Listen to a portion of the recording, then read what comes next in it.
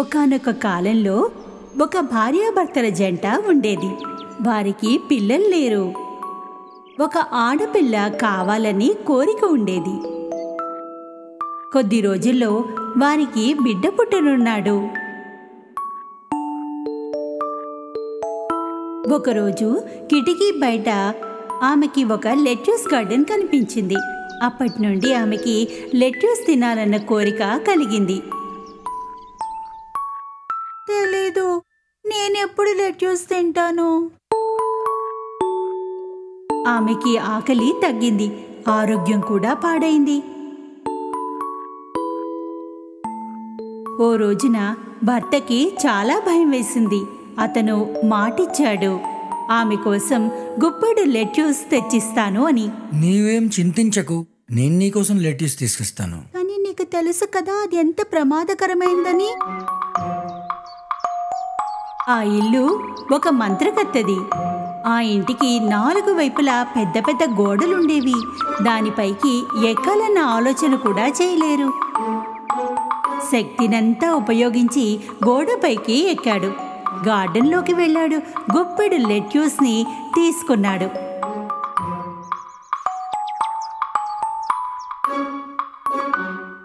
అతని భార్య ఎంతో ఇష్టంగా లెట్యూస్ తింది. ఆరోగ్యము మెరుగైంది. కానీ గుప్పెడు లెట్యూస్తో ఆమె కోరిక తీరలేదు. మర్నాడు ఆమె భర్త మళ్ళీ ఆ గార్డెన్లోకి వెళ్ళాడు. అయితే ఈసారి ఆ మంత్రగత్త అక్కడే నిలబడింది. ఎంత ధైర్యమా నీకు? నా గార్డెన్లోకి వచ్చి నా లెట్యూస్ని దొంగిలిస్తావా? నా భార్య గర్భిణిగా ఉంది, ప్లీజ్. నన్ను అడిగి ఉండవలసింది కదా.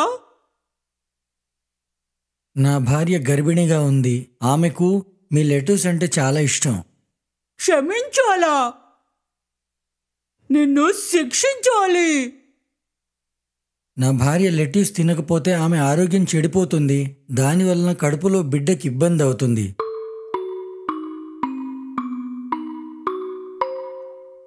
అయితే ఒక బేరం పెట్టుకుందామా? నీకు ఎన్ని లెట్యూస్ కావాలో అన్నీ తీసుకెళ్ళు. అయితే ఒక షరతు, నీకు బిడ్డ పుట్టగానే నాకు ఇచ్చేసేయాలి. భయంతో అతను సరే అన్నాడు.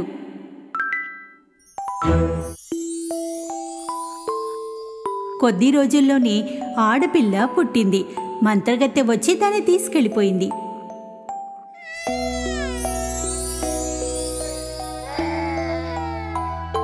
ఆమె బిడ్డకు రాపుంజల్ అని పేరు పెట్టింది. ఎందుకంటే లెట్యూస్ ఆమె తల్లి తినేది కదా, అందుకని పేరు కూడా అదే. ఆ మంత్రకర్త రాపుంజల్ని ఎంతో ప్రేమగా చూసుకునేది. 16 ఏళ్ల వయసు రాగానే ఎంతో అందంగా ఉంది.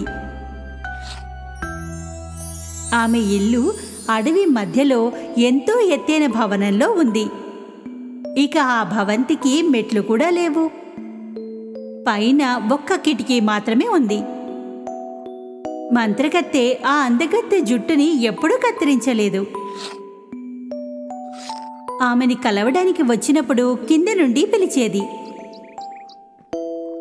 రాపుంజల్, రాపుంజల్, రాపుంజల్, నీ బంగారం లాంటి జుట్టుని కింద పడేయి, మీ అమ్మని. కిటికీ నుండి తన బంగారం వంటి జుట్టుని కిందకి పడేసేది. దాన్ని పట్టుకుని ఆ మంత్రగత్తె పైకి ఎక్కేది. ఇలా ఎన్నో ఏళ్లు గడిచిపోయాయి. ఓ రోజు అడవికి ఒక రాజు వచ్చాడు వేట కోసం. అతను ఒక అందమైన గొంతుని విన్నాడు పాట పాడుతూ ఉంటే.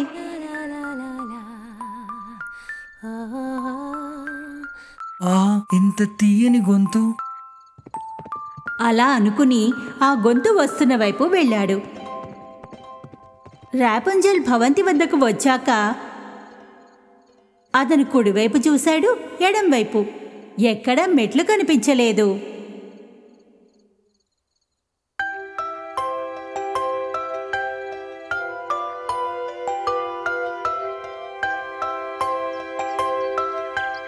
ఆ గొంతు అతన్ని ప్రతిరోజు అక్కడికి వచ్చేలా చేసింది, కానీ పైకి ఎక్కడమే వీలు కాలేదు.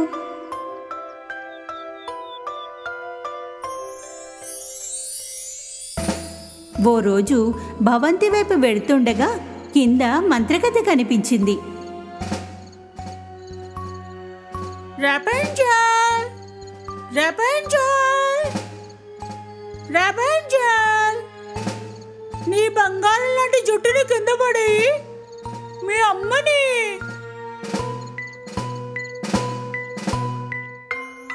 కిటికీపై నుండి తన బంగారం లాంటి జుట్టుని కింద పడేసింది. దాని సాయంతో ఆ మంత్రగత్తె పైకెక్కసాగింది. మర్నాడు ఉదయం కాగానే ప్రిన్స్ అక్కడికి వచ్చాడు. గొంతు మార్చి అరిచాడు. రపంజెల్, రపంజెల్, నీ బంగారం లాంటి జుట్టుని కిందికి పడేయి, మీ అమ్మని.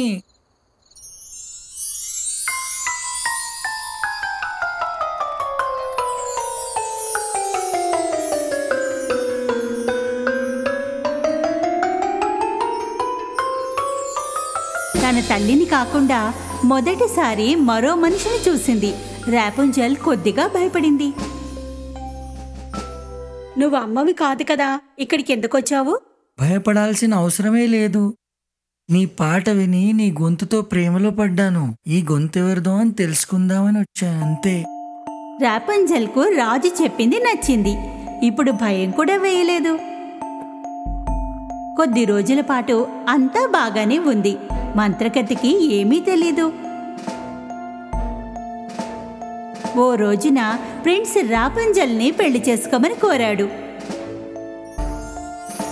రాపుంజల్ కూడా సంతోషంగా ఒప్పుకుంది.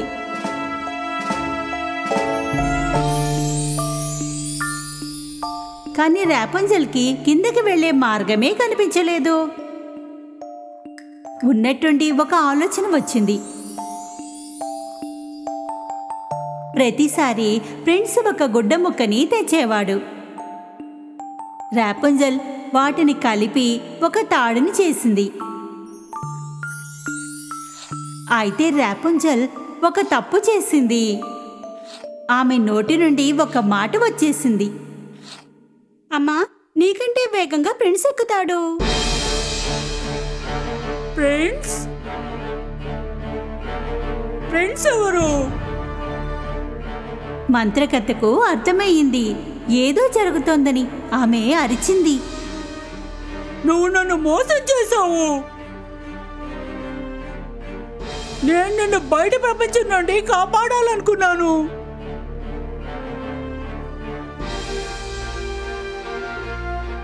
కోపంతో మంత్రకథ రాపుంజల్ జుట్టుని కత్తిరించేసింది.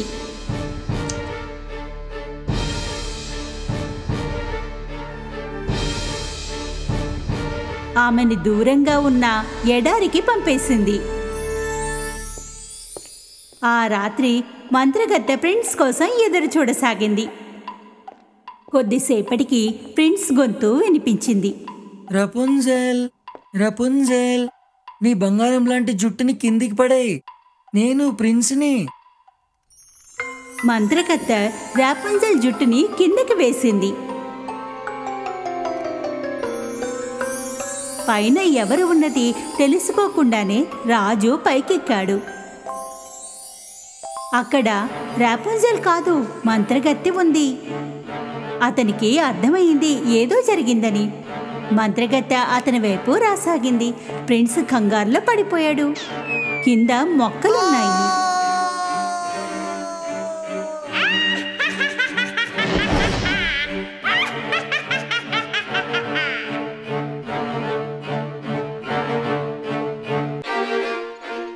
కింద కొన్ని మొక్కలున్నాయి. దాంతో అతనికి ఏమీ కాలేదు.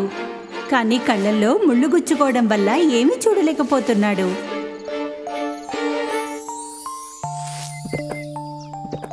కనిపించకపోవడం వల్ల రాజు అడవిలో తిరుగుతున్నాడు, రాపుంజల్ని వెతుకుతూ.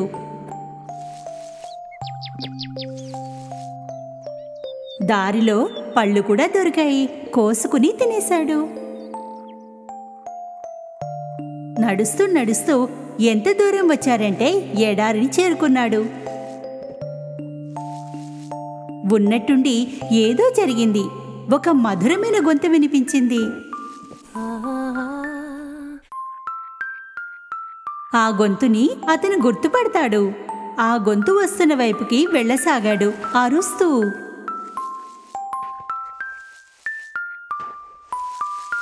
రెపుంజెల్, రెపుంజెల్. రాపుంజెల్ ప్రిన్స్ గొంతుని గుర్తుపట్టింది. ప్రిన్స్ అతని దగ్గరగా పరిగెత్తింది. ఇద్దరూ చాలా సంతోషించారు. కలవగానే ఇద్దరూ కౌగిలించుకున్నారు. ఆమె ఏడవసాగింది. రాపుంజెల్ కన్నీళ్లు ప్రిన్స్ కళ్ళపై పడ్డాయి. ఉన్నట్టుండి ఒక అద్భుతం జరిగింది. ప్రిన్స్ కళ్ళు తెరిచి చూడగలిగాడు. ఇది చూసి రాపుంజెల్ చాలా సంతోషించింది.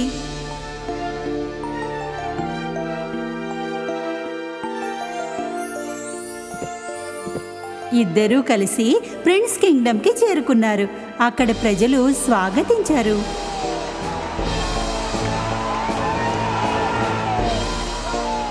ఇద్దరూ సంతోషంగా జీవించారు.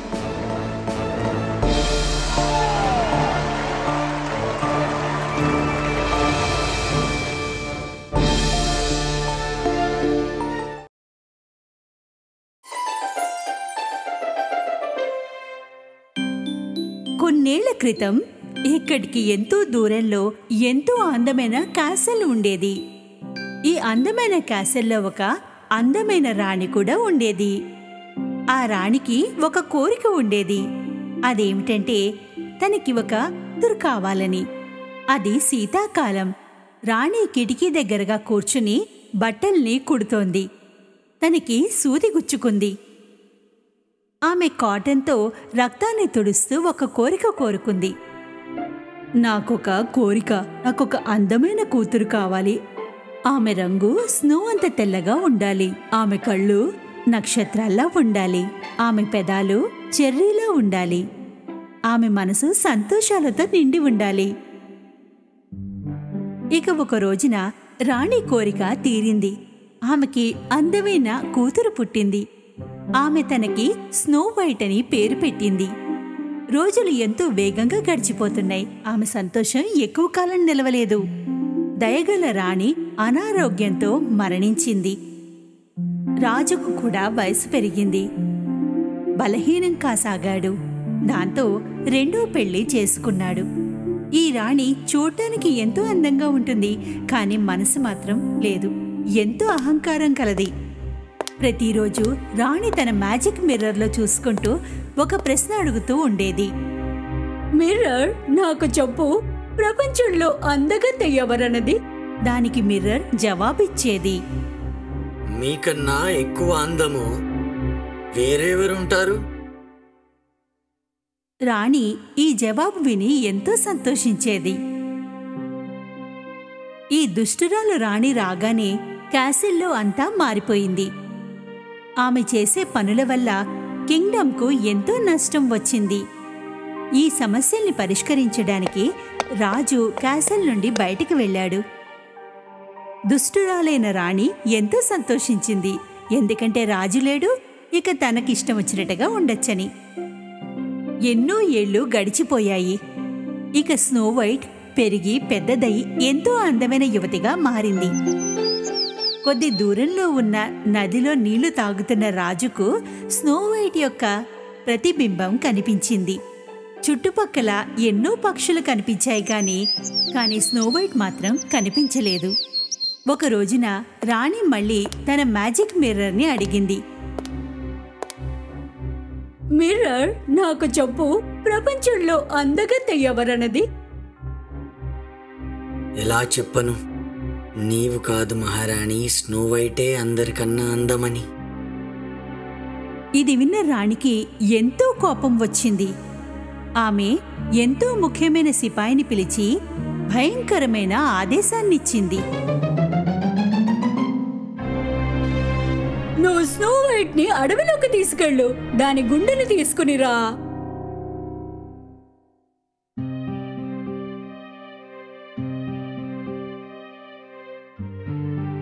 సిపాయి స్నో వైట్ ని రాణి దగ్గరికి తీసుకుని వచ్చాడు. ఎలా ఉన్నావు స్నో వైట్?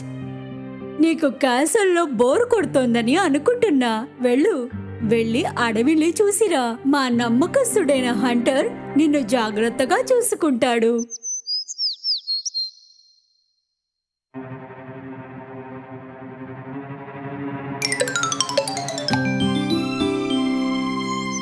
సిపాయి స్నో వైట్ ని దట్టమైన అడవిలోకి తీసుకుని వెళ్ళాడు. అక్కడ తన పనిని పూర్తి చెయ్యాలి.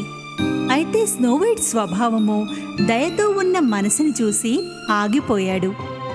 అతను ఆమెని హెచ్చరించాడు, క్యాసల్కి వెనక్కి వెళ్ళొద్దు అని. సూర్యాస్తమం కాగానే ఆమెని అక్కడే వదిలి సిపాయి క్యాసల్కు వెనక్కి వెళ్ళాడు. స్నో వైట్కు ఒంటరితనంలో చీకటిని చూసి ఎంతో భయపడింది. ఒక చెట్టు కింద కూర్చుని ఏడవసాగింది.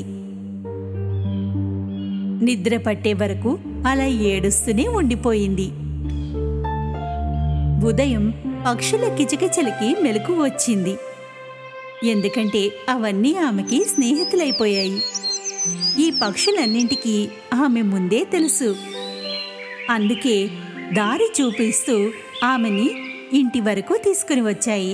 వాళ్ళ ఇల్లు ఎంతో అందంగా చిన్నదిగా ఉంది. కొద్దిగా ఆగి స్నో వైట్ తలుపు తెరిచింది. లోపల అన్నీ చిన్నవిగా ఉన్నాయి. పైగా శుభ్రంగా కూడా లేదు. ఆ ఇల్లు ఎవరిదన్నది ఆమెకి అర్థం కావడం లేదు. కానీ ఇంకెక్కడికి వెళ్ళలేదు కదా, అందుకే శుభ్రం చేయడం మొదలుపెట్టింది.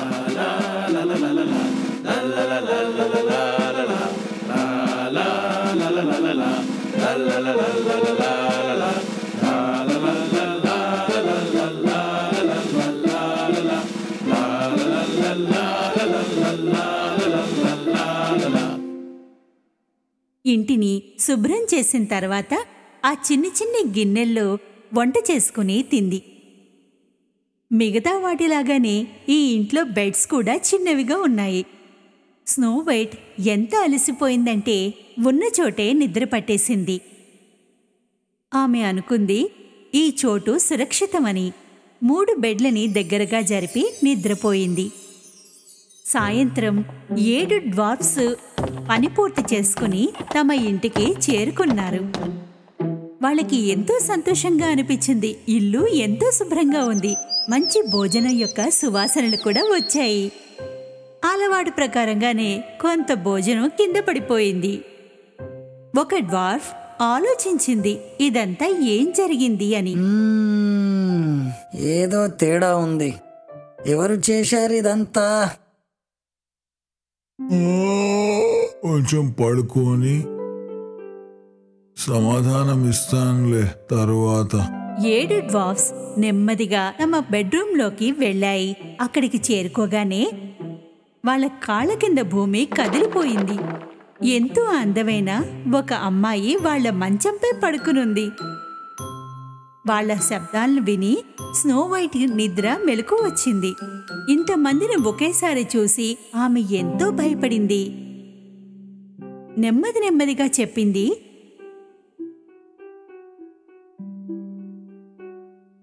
నేను స్నో వైట్ ని. నన్ను క్షమించండి. నేను ఏదైనా తప్పు చేస్తే నా ఉద్దేశం తప్పుగా లేదు. నాకు తెలుసులే. లేకపోతే మా కోసం వంట చేయడం ఏంటి, ఇదంతా ఊడవడం ఏంటి? డాగ్ చెప్పాడు. మేము 7 డ్వార్ఫ్స్లము. వీడు హ్యాపీ, గ్రంపీ, వీడు డోపీ, స్నీజీ, డాష్ఫర్డ్, నేను డాగ్.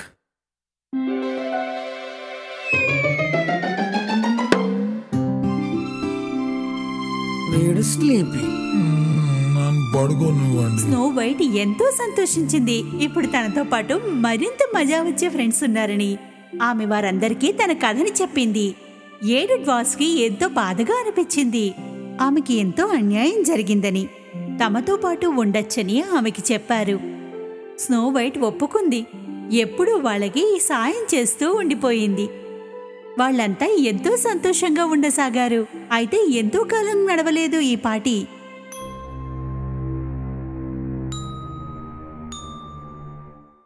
ఒక రోజున దుష్టరాణి మ్యాజిక్ మిర్రర్ని మళ్ళీ అదే ప్రశ్న అడిగింది. మిర్రర్, నాకు చెప్పు, ఎవరు అందగత్తె ఈ ప్రపంచంలో? మహారాణి, దయచేసి నన్ను క్షమించు. స్నో వైటే అందరికన్నా ఎక్కువ అందంగా ఉంటుంది. అయితే రాణి అనుకుంది ఆమె చనిపోయిందని. ఆమెకి తెలీదు సిపాయి తన పనిని పూర్తి చేయలేదని. ఇప్పుడు స్వయంగా పని పూర్తి చేయాలని నిర్ణయించుకుంది.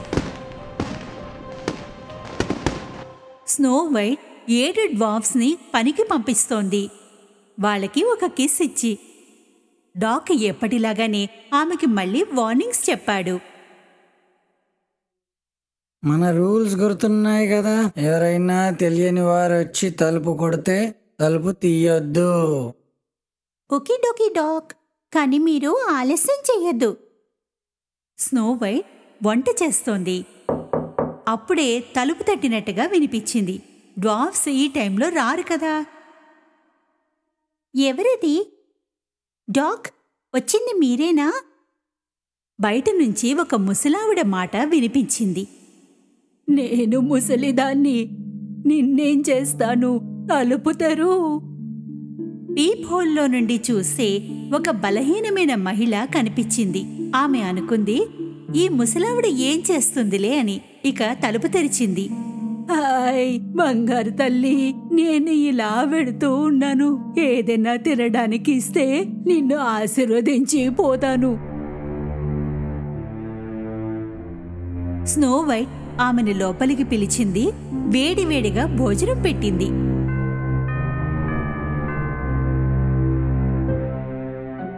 దేవుడు నిన్ను చల్లగా చూస్తాడు. నా దగ్గర డబ్బైతే లేదు, కానీ నా దగ్గర మంచి యాపిల్ ఉంది. దీని ప్రతి మొక్కలో జాదూ ఉంది.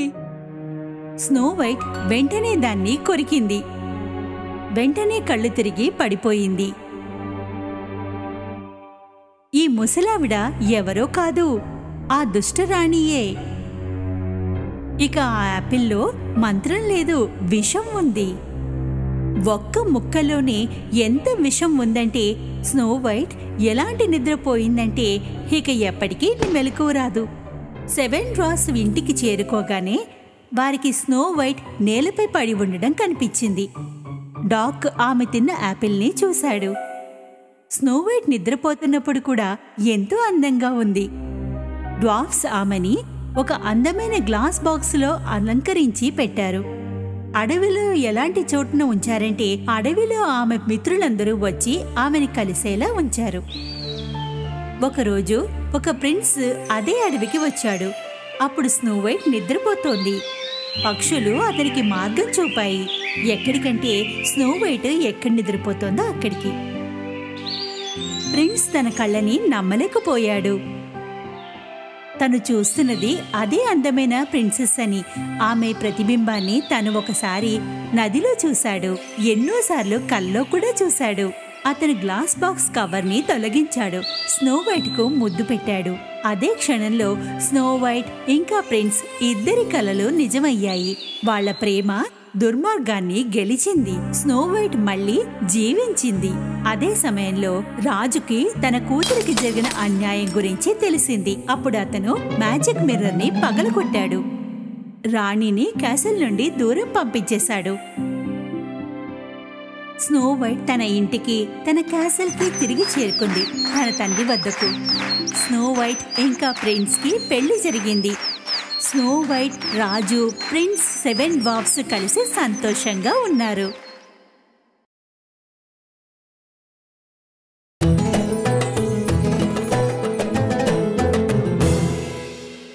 ఎన్నో ఏళ్ల క్రితం జరిగిన కథ. మారుమూల ఉన్న పేదవాడు, కాని మనసు పెద్దది. అతని పేరు అలావుద్దీన్. అతను తన తల్లితో కలిసి ఉండేవాడు. ఎంతో కష్టమైన పనిని కూడా చేసేవాడు. దాంతో ఇల్లు నడిచేది. ఒకరోజున బజారులో అరటిపళ్ళ వ్యాపారం చేయడానికి వచ్చాడు. అనుకోకుండా ఒక వ్యక్తిని కలిశాడు. అతని గడ్డం చాలా పెద్దగా ఉంది, మనిషి ఎత్తుగా ఉన్నాడు. చేతిలో బంగారు నాణాన్ని చూపిస్తూ ఇలా అన్నాడు. ఏ అబ్బాయ్, నేను మీ నాన్న చిన్నప్పటి స్నేహితుణ్ణి. నా దగ్గర ఈ బంగారు నాణాలున్నాయి. నీకు కావాలనా ఇవి? బంగారు నాణాలా? నేను జీవితాంతం అరటి పండ్లు అమ్ముకున్నా ఇంత సంపాదించలేను.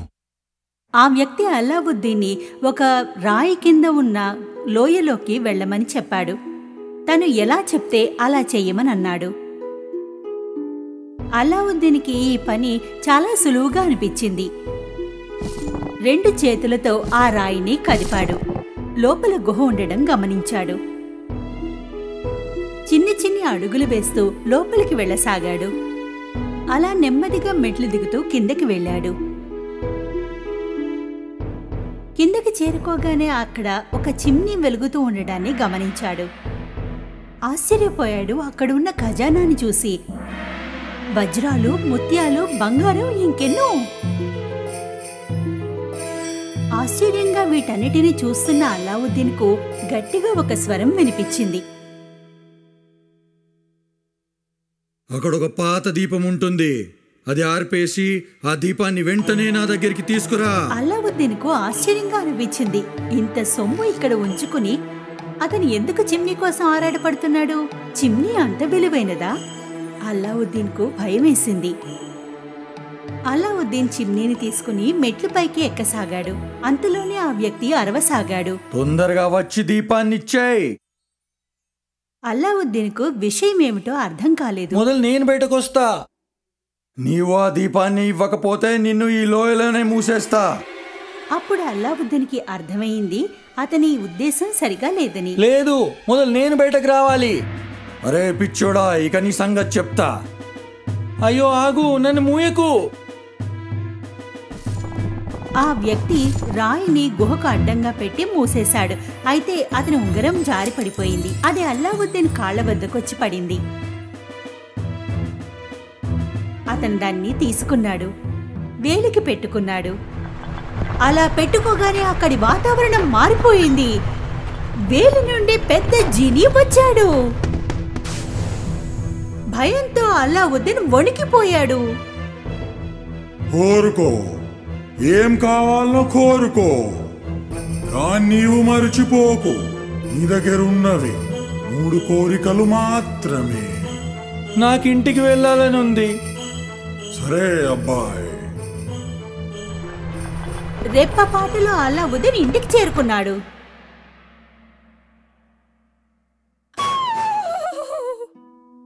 అల్లావుద్దీన్ని చూసి తల్లి గట్టిగా అరిచింది.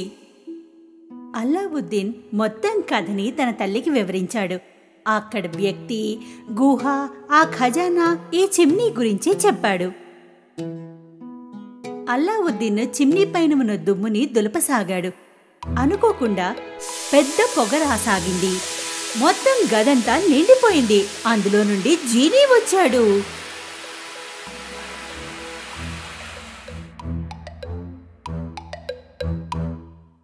భలా భలా, 100 సంవత్సరాల నుండి ఈ దీపంలోనే ఉన్నాను. నీవు నన్ను బయటకు తీశావు. కోరుకో మహాశయ, కోరుకో. ఏం కోరుకుంటావో కోరుకో. ఈ కొత్త చిక్కి ఏమిటబ్బా అని ఆశ్చర్యంతో ఉండిపోయారు. అల్లావుద్దీన్ చూస్తుండిపోయాడు. జీనీ మళ్ళీ చెప్పాడు, కోరుకో అబ్బాయ్, ఏం కావాలనో కోరుకో.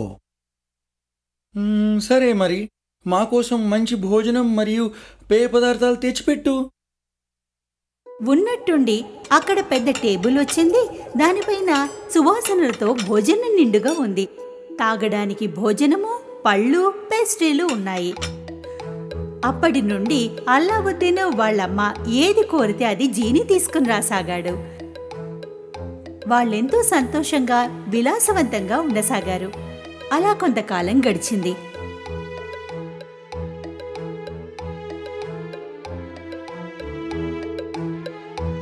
ఒక రోజున బజారుకి వెళ్ళినప్పుడు ఒక పల్లకీ కనిపించింది. ఆ పల్లకీలో బాదుషా కూతురు ప్రిన్సెస్ జాస్మిన్ ఉంది. అల్లావుద్దీన్ ఆమె ముఖాన్ని చూశాడు, ప్రేమలో పడ్డాడు. ఆ విషయాన్ని తల్లికి వెళ్ళి చెప్పాడు. తల్లి జీనీని పిలిచి, ఒక బస్తా నిండుగా బంగారం నిమ్మంది. దాన్ని తీసుకుని రాజమహల్కు వెళ్ళింది. అక్కడ సిపాయిలు ఆ బస్తాని బాదుషా వరకు అందించారు. బాదుషా సంతోషంతో ఆమెని కలవాలనుకున్నాడు. తల్లి తన కొడుకు ప్రేమ గురించి వివరించింది. అల్లావుద్దీన్ ధనవంతుడిగా రుజువు చేసుకోమని బాదుషా కోరాడు.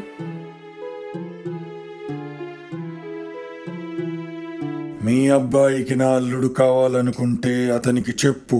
40 సేవకుల చేతుల్లో 40 వజ్ర వైడూర్యాల బంగారముతో నిండి ఉన్న పెట్టెలు 40 రక్షక భటుల రక్షణలో పంపించమని చెప్పు. ఇది విన్న అల్లావుద్దీన్ తల్లి ఉదాసీనంగా ఇంటిని చేరుకుంది. ఇవన్నీ జీనీ వల్ల సాధ్యం కాదని అనుకుంది. అల్లావుద్దీన్ చిమ్నీ నుండి జీనీని మళ్లీ పిలిచాడు. జీనీ వచ్చింది. అరే, ఏం కోరుతారో కోరండి మహాశయ. అల్లావుద్దీన్ బాదుషా చెప్పిన కోరికల్ని చెప్పాడు. జీనీ 3 సార్లు చప్పట్లు కొట్టింది. అప్పటికప్పుడు ఖజానాను తీసుకుని వస్తున్న 40 మంది నౌకర్లు, 40 మంది సిపాయిలు ఎదురుగా నిలిచారు. బాదుషా అడిగినవన్నీ తిరిగి తెచ్చినందుకు సంతోషించాడు. బాదుషా అనుకున్నాడు, ఇతని వద్ద ఇంకెంత డబ్బుందో అని.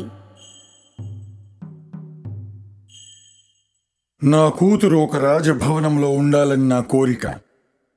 అది ఇవ్వగలిగితే మాత్రమే పెళ్లి గురించి ఆలోచించు. అల్లావుద్దీన్ బాదుషా చెప్పిన కోరికల్ని జీనీకి చెప్పాడు. జీనీ మళ్ళీ 3 సార్లు చప్పట్లు కొట్టింది. అప్పుడు అల్లావుద్దీన్ తన కళ్ళని నమ్మలేకపోయాడు. ఒక పెద్ద విలాసవంతమైన మహల్ ఎదురుగా కనిపించింది.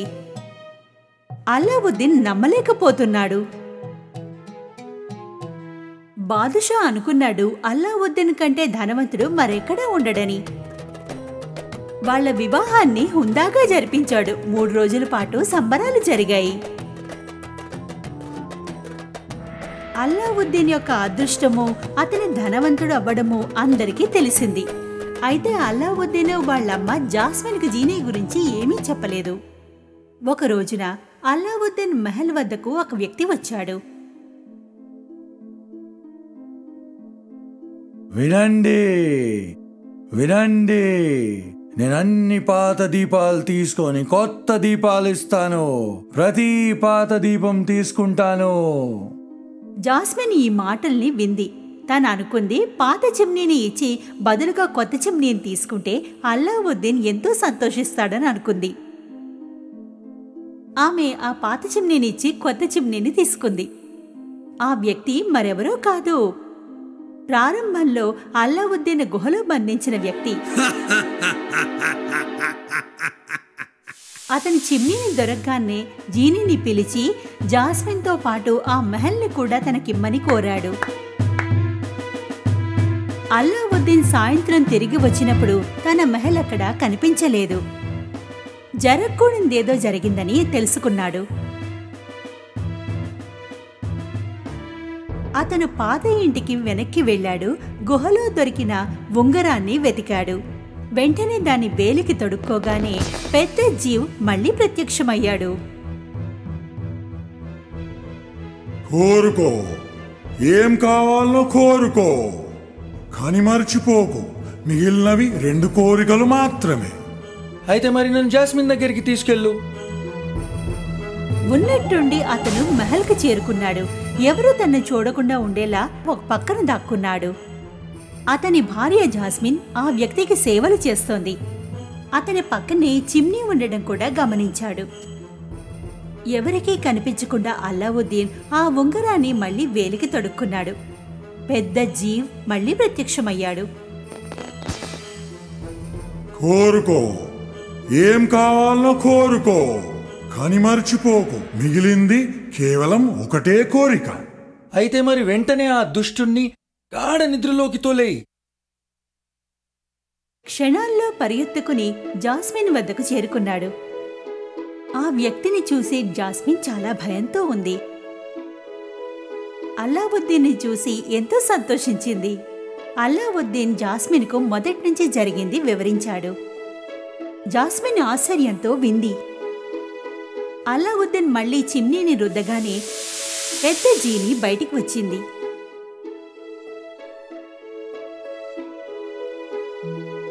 సరే, ఏం కోరుతారో కోరండి మహాశయ. మరీ దుష్టుణ్ణి మీరిప్పుడు ఎంత దూరం పంపించాలంటే మళ్ళీ మా జీవితంలో ఎన్నడూ కనిపించకూడదు. ఆ వ్యక్తి ఉన్నట్టుండి మాయమైపోయాడు. అలావుద్దీన్ జీనీకి తన మహల్ని యథాస్థితికి ఉంచమని చెప్పాడు. మహల్ ఆకాశంలో ఎగురుకుంటూ ముందర ఉన్న చోటికే వచ్చి చేరింది. అలా చేరగానే అలావుద్దీన్ వాళ్ళ అమ్మ దగ్గరికి వెళ్ళాడు. అలావుద్దీన్ మళ్ళీ తన తల్లి దగ్గరికి చేరుకున్నాడు. తల్లితో జాస్మిన్తో కలిసి సంతోషంగా జీవించసాగాడు.